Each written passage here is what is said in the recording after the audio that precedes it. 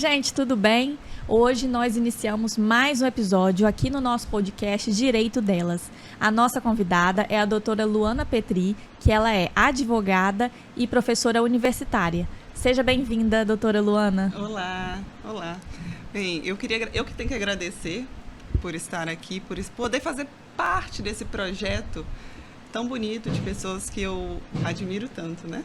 A gente está muito feliz de ter você aqui. E, gente, para muito além de todo o conhecimento técnico que a Luana tem, ela também tem uma história de vida linda e emocionante que ela está relacionando com o direito e vai contar para a gente aqui agora.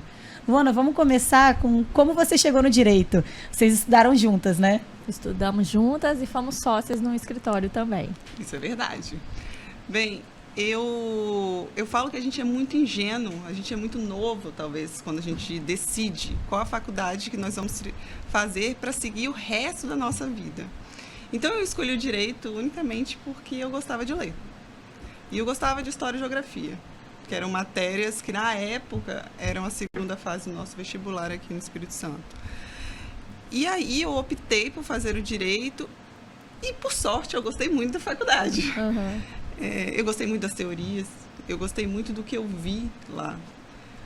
Porém, também tive uma certa frustração quando eu fui para a prática, quando eu comecei a ver um judiciário demorado, um judiciário que não trazia a resposta que a população queria. Sim. Não sei se vocês também sentiram isso. Também. A gente aqui fala muito sobre isso, que o direito ele tem que vir para agregar ao judiciário. E a gente está vendo que o judiciário muitas vezes não colabora com a demanda e expectativa do cidadão, né, Thaís? A gente vê até na área acadêmica mesmo, muito discurso que não conversa com as pessoas. Eu acho também que toda essa formalidade que a gente está acostumado a usar no falar no direito é uma forma que afasta muito a população em geral. As pessoas não conseguem entender coisas que a gente poderia falar com outras palavras, né? E aí eu fico pensando na sua área, direito de família, que inclusive você leciona, é uma área que dá muito para aplicar o direito para além do judiciário, né? É verdade. Inclusive, Thaís, eu costumo falar que o direito de família que me escolheu. Nem fui eu que escolhi o direito de família. Porque quando a gente sai da faculdade, a gente não sabe exatamente o que a gente gosta. A gente vai andando nos rumos do direito até chegar a um local, a uma área que a gente se identifica. E foi isso que aconteceu com o direito de família. Porque foi no direito de família que eu comecei a ver que eu podia fazer diferente. Foi no direito de família que eu percebi que talvez eu não precisasse sempre do judiciário. Foi nessa área que eu vi que eu poderia, quem sabe, trazer um diálogo para a gente poder conversar e tentar minimizar o litígio. Litígios existem, a gente sabe disso, mas fazer com que as rupturas sejam menos drásticas ou menos dramáticas. E aí, Luana, vale lembrar, né, que a gente foi pensando nisso de tentar fazer algo diferente para o direito de família, principalmente, que era a área que a gente atuava na época e atua ainda hoje, que a gente foi atrás de buscar novos conhecimentos, né, que a gente foi, vamos estudar a psicanálise, a gente foi juntas estudar, aí lá você reencontrou a Thaís, eu conheci a Thaís, e aí a gente tentou fazer essa conexão com o direito para ver o que a psicanálise teria para agregar no direito de família, no direito de modo geral, mas a gente estava pensando na nossa especialização, né? Na verdade, eu acho que também foi uma busca do autoconhecimento, né? Porque dessa forma a gente consegue atuar até melhor na área, né? Exato. E seria uma forma também da gente tentar entender o outro, né? E demonstrar a empatia por aquele casal ou aquele ex-casal que está num problema familiar naquele momento. E fazer com que a gente tentasse, ou a gente tenta, na verdade, estamos nessa área, tentasse resolver, solucionar o problema de outras pessoas. Mais uma vez, quem sabe, sem precisar do judiciário. Claro, até pela parte da escuta, né? Às vezes as pessoas querem ser ouvidas. Até só de falar, elas já conseguem entender melhor o problema delas.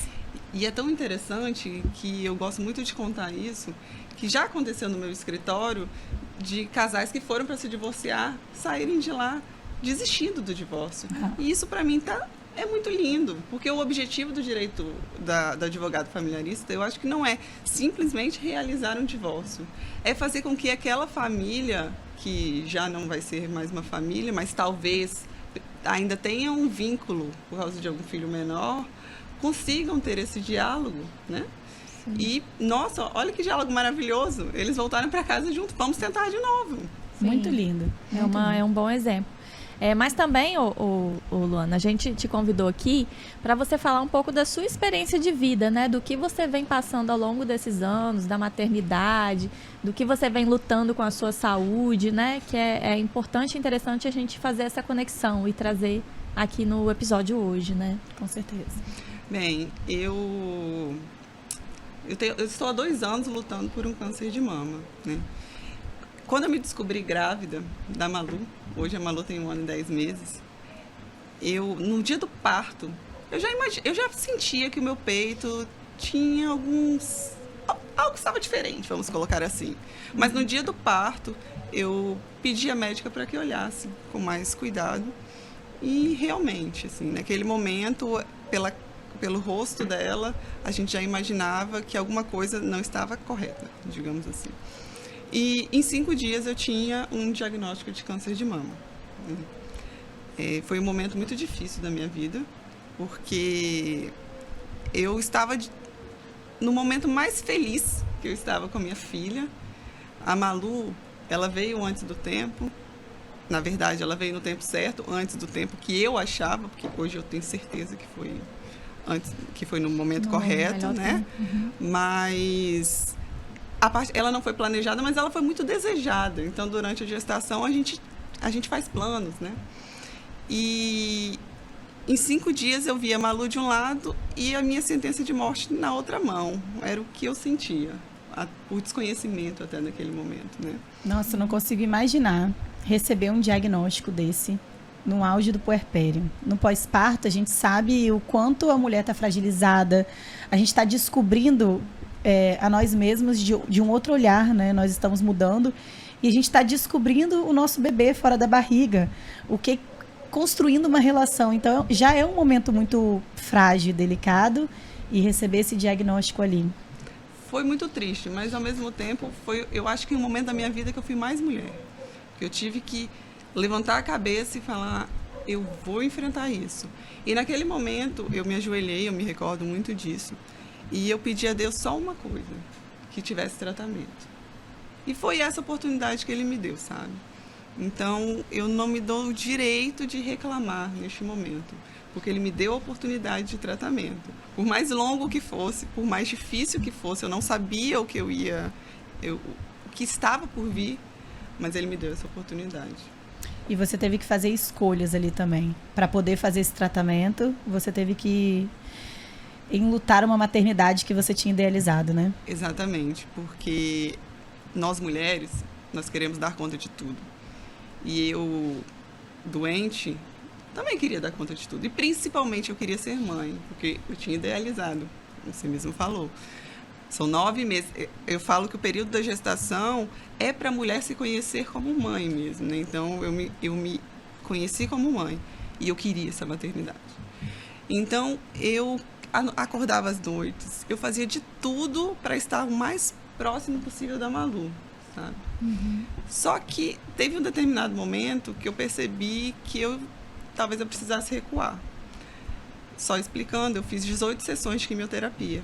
Quimioterapia é um tratamento muito pesado, sabe? Só quem passou algum parente na família que pode, talvez, saber um pouco o tão difícil que é. E no segundo ciclo da minha quimioterapia, eu me recordo, sempre que a gente vai fazer a quimioterapia, tem que fazer um exame de sangue. E nesse segundo ciclo, meu exame veio muito ruim. E aí minha médica me ligou, na hora que eu mandei o exame para ela, ela falou, Luana, você está dormindo? Falei, dormindo? Eu tenho uma recém-nascida em casa. É claro que não. Aí ela falou, então você vem aqui que a gente vai conversar. Você vai vir fazer a químio, mas assim, você vem aqui. E aí ela me explicou que meu exame estava quase que eu não poderia fazer a químio. E ela explicou que eu precisava dormir, que eu precisava cuidar da minha imunidade para poder estar com a Malu mais tempo. Então, eu falo que aquele momento eu tive que ter uma escolha. Eu chamei meu marido e falei, pronto, as noites são suas. Que era uma coisa que eu não abria mão. Sim. A Malu já não mamava no meu seio, né? Ela teve que interromper no meu primeiro ciclo de quimioterapia.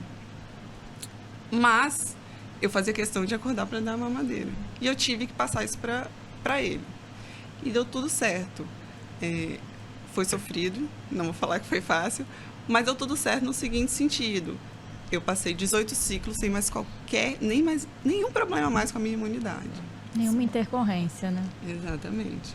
E como foi lidar com as reações da quimioterapia também nesse período tão delicado? Deus foi tão bom comigo que dessa primeira vez as reações foram mínimas. Eu não tive reação. Então, eu pude exercer minha maternidade durante o dia perfeitamente. O mais difícil, na verdade, foi logo depois que acabou a quimioterapia, eu fui fazer a cirurgia. E eu fiz uma cirurgia que se chama mastectomia radical da mama. Significa retirar toda a mama. E eu retirei toda a mama direita, que era a que estava sendo tratada.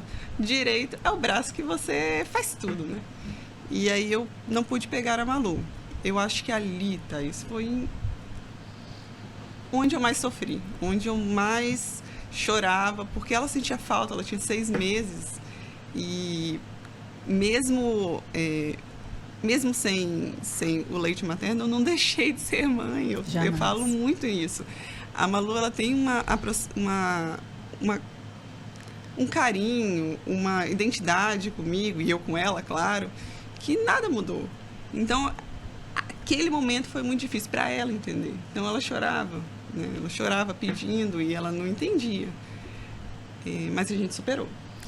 E a Malu tem uma mãe que, acima de tudo, mostra o maior exemplo, que é o amor à vida e amor a ela. Porque você fazer essas escolhas que te doeram tanto foi para que ela pudesse ter você aqui hoje, né? E ainda mais, a Malu foi quem me deu força para eu levar todo o tratamento, e ainda continuo nele, sempre de cabeça erguida. Foi por ela que, para mim, por exemplo, não foi um sofrimento a perda de cabelo, a perda das unhas, para mim. Eu falo para mim porque isso é muito sério para a mulher, sim. Lógico, eu entendo perfeitamente aquelas mulheres que têm o sofrimento quando o cabelo começa a cair. Mas eu tinha algo que eu olhava, alguém, né? Que eu olhava e falava, é tudo por ela. Sim. Mas aí, Luana, você falou que você continua ainda em tratamento. Então, assim, por que você continua em tratamento, né? Explica para as pessoas que estão nos ouvindo isso aí. Explico. Bem, eu passei por 18 ciclos, a minha mastectomia radical, radioterapia, e 6 meses depois eu fui reconstruir a mama. O que significa isso? Vamos colocar prótese para formar uma nova mama. E nesse momento houve a harmonização. Mexeu-se na mama esquerda para ficar do tamanho da direita. Tive que diminuir a mama esquerda. E aí foi retirado um pouco da mama. E isso foi para biópsia. É de praxe. Tudo que é retirado da mama tem que ir para biópsia. E meu médico falou, não, eu não vi nada, mas precisa ir para biópsia. Eu tinha feito uma mamografia antes de fazer a reconstrução, eu tinha feito vários exames, então eu estava bem tranquilo. Mas, para minha surpresa, existiam microcélulas cancerígenas também na minha mama esquerda. Meu mundo caiu de novo. Ali eu falei, não é possível. Mas vamos lá. Porque depois eu percebi que novamente era um livramento. É muito difícil. O momento de luto existe. Eu falo que foram 2 lutos que eu Porque você vivi. descobriu no início também esse, né? A segunda vez, na segunda mama, também foi no estágio inicial, né? Exato. Eu falo que foi um livramento exatamente por isso. Porque assim, já nem apareciam nos exames. Pode ser, a gente não sabe, que eu ia fazer novos exames daqui a 6 meses. Então, pode ser que dentro de 6 meses a situação pudesse estar diferente. Sim. Não sei, a gente não sabe. Mas, exatamente por isso, eu consegui entender que foi um livramento. Sim. Aí, hoje, você está no meio desse processo? Como é que é? O grande problema é que, falando numa linguagem mais fácil, é que se a primeira quimioterapia não tinha matado o câncer no peito esquerdo, vamos precisar de uma quimioterapia mais forte. E aí eu fiz mais 6 ciclos. E eu vou falar para vocês, esses 6 ciclos foram muito difíceis. A minha sorte é que a Malu já era maior, tadinho. 1 ano, um ano e pouquinho. Mas ela já entendia mais. E eu conversei com ela, conversei bastante com ela, porque dessa vez ficava pelo menos uns 2 dias em cima da cama. E eu conversava com ela que era só... ia passar. E ela me respeitou. Era mamãe dodói. Passava-se os 2 dias, a gente voltava a brincar. E, mais uma vez, eu não deixei de ser mãe por isso. Só precisei, dessa vez, muito mais de uma rede de apoio. Sim. E aí, fiz também, agora faz 1 mês e meio, a cirurgia na outra mama. Então, hoje eu também já retirei a mama esquerda. Pra me ver livre logo do problema, né? Mais uma vez, eu não pude pegar a Malu. Mas dessa vez foi bem diferente. Eu conversei com ela, por exemplo, que a mamãe só tá dodói do lado esquerdo. Você pode sentar no meu colinho, você pode, eu tenho braço direito. E ela, perfeitamente, ela nunca me machucou. Que incrível, né? Incrível a capacidade das crianças de entender, de sentir como elas estão conectadas com esse sentimento, com essas emoções mais sutis, né? E, Luana, é muito inspiradora a sua história, muito emocionante. A gente fica emocionada de ver o quanto você é um exemplo e mantém a sua luta, a sua fé. Queria que você contasse um pouquinho, porque eu sei que você, com essa cabeça tão inteligente que está sempre pensando, já relacionou o que você está passando com o direito. E aí, o que você vê no direito com relação ao câncer de mama? Em relação ao câncer de mama, antes eu não sabia nada. É muito interessante, assim, porque a gente não busca o conhecimento enquanto não nos afeta. Parece que o problema é sempre do outro, né? Só que hoje, o câncer de mama é o câncer mais comum entre as mulheres. Então, acho que cada vez mais nós temos alguém que conhecemos. Então, eu fui procurar, né? Fui procurar saber os nossos direitos. Inclusive, passei a tentar ajudar mulheres, né, que acabavam de descobrir o diagnóstico, porque a descoberta do diagnóstico é muito difícil. Eu falo que é o momento mais difícil. Descobrir 2 vezes, então, é mais difícil ainda. Com certeza. E aí, eu comecei a reparar que o que a gente mais quer o direito que nós mais queremos é o diagnóstico precoce. Isso faz toda a diferença no tratamento do câncer de mama. Parece bobeira, né? Mas depois que a gente começa a ver o tanto que um diagnóstico precoce pode ajudar a nós como mulher, a gente começa a dar valor a isso. Em 7 dias, eu estava numa mesa de quimioterapia. E eu comecei a ver que isso fez toda a diferença, tá? O câncer de mama são cânceres diferentes. O meu não teve jeito, é um tipo lobular, ou seja, não tem nódulo, são vários pontinhos, então precisa da retirada de toda a mama. Mas ele não é comum. O comum é a gente apresentar um nódulo, né? Então, quanto antes acha-se esse nódulo, a mulher pode, talvez, não passar por uma mastectomia. Ela pode, talvez, só tirar uma parte do seio.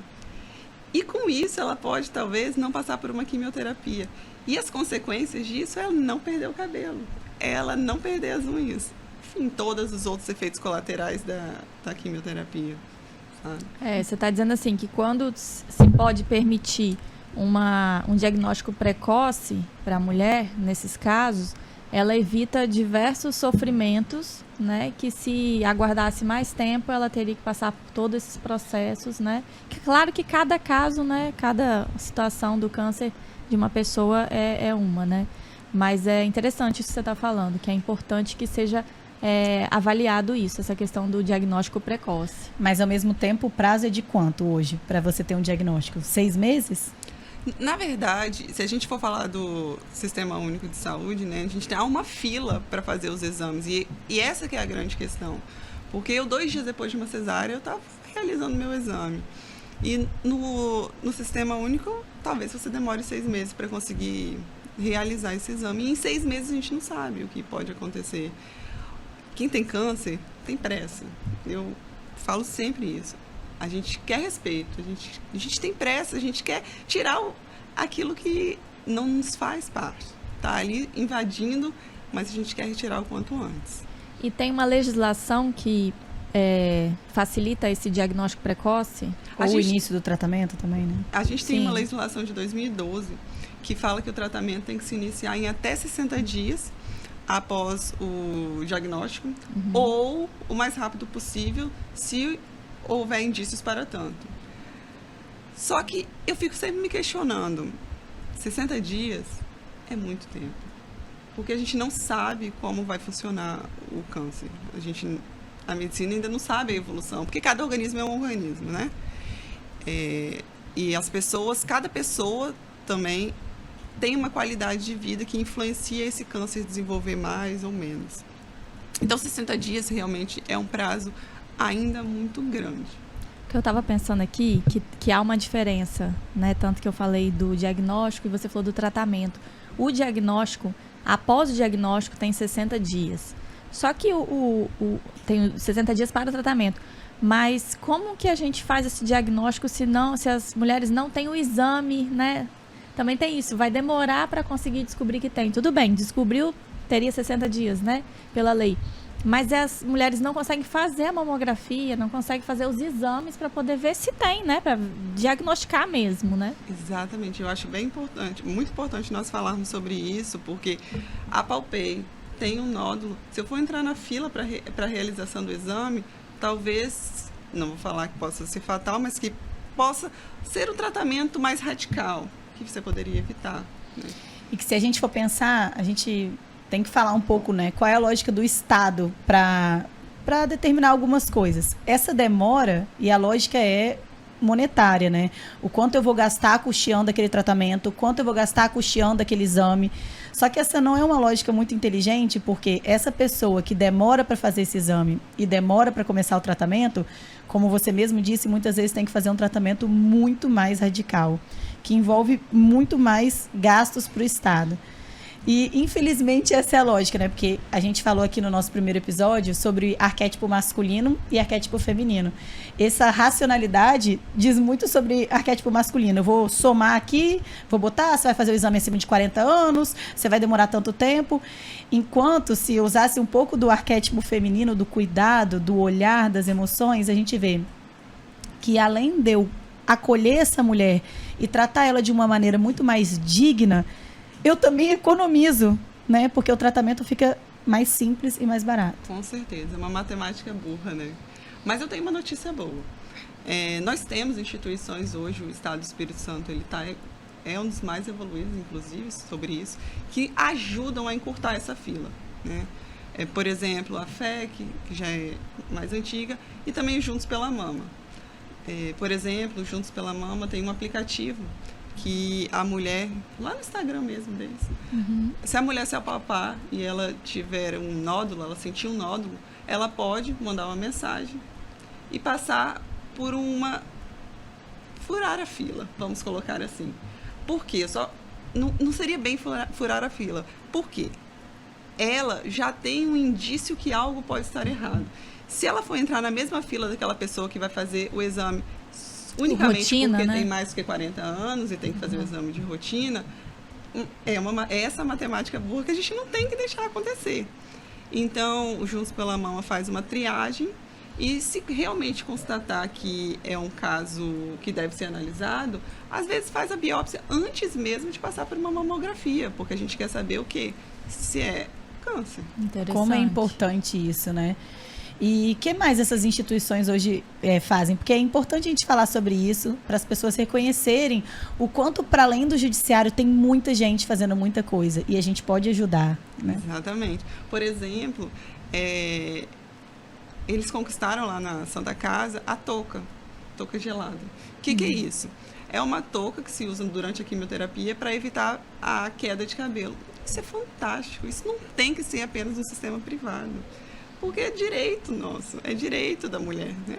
É a dignidade que está em jogo, né? Exato, porque o direito, ele não busca apenas a vida, né? É uma vida digna, é isso que nós queremos. Isso aí. Exatamente. Então, isso faz parte. Então, houveram várias conquistas por doações, e não só isso, também graças a até médicos mesmo que tomaram a frente e criaram, por exemplo, lutaram, né? Para que o câncer de mama pudesse ser menos danoso, né? Visto com mais compaixão. Isso, mais empatia. Exatamente. Conta um pouquinho, agora no seu tratamento você vai começar a rádio. Na verdade, já estou na 9ª sessão. E aí tem uma medicação que você usa nessa parte do tratamento. Após terminar a rádio, eu começo uma quimio oral. E é fácil, é simples? Já está acessível esse tratamento? Eu, Thaís, que tenho plano de saúde, demorei 1 mês e meio para conseguir. Hoje saiu a minha autorização. Um pouco antes de vir para cá. Ah, que bom. Depois uma boa de notícia. muito tentar de forma administrativa, que é a forma que nós queríamos. Tenho amigas que precisaram ir para o judiciário, mas é o que eu falo, não era o que eu queria. Então, consegui. Foi autorizada e você vai poder usar quando? A partir já pode utilizar? Na verdade, eles ainda vão me enviar. Mas ao mesmo tempo, esse 1 mês e meio esperando, como é que mexe com o psicológico de uma pessoa que já está passando por um tratamento igual você? É angustiante. É o que eu acho até importante a gente falar. Em novembro do ano passado, foi promulgado o Estatuto da Pessoa com Câncer. E aí eu trouxe até um artigo aqui para a gente ler.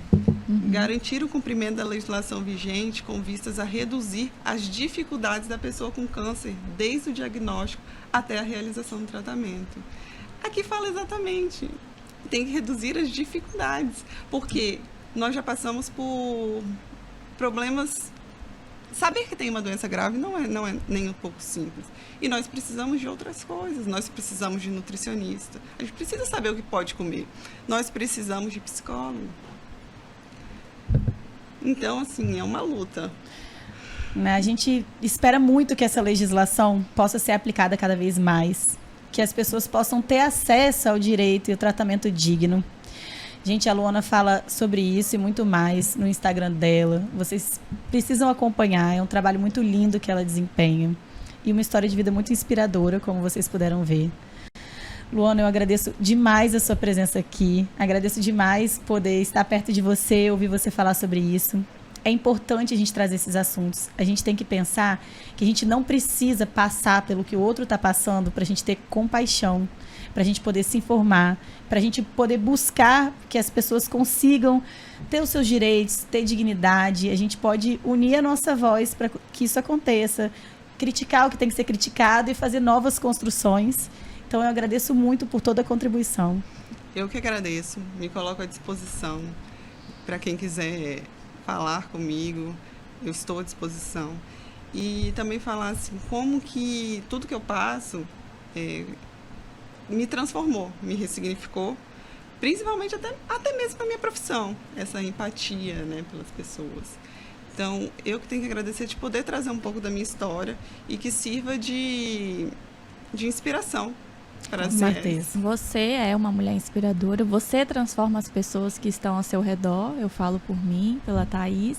Então, trazer você aqui para o nosso podcast, né, para esse episódio, é muito importante, nos alegra muito para poder falar para as pessoas sobre o câncer, sobre essa situação do câncer de mama, sobre o direito em cima disso, né, por trás disso, e da história de vida, de autoconhecimento, né, dela, de muitas coisas que a gente tratou aqui.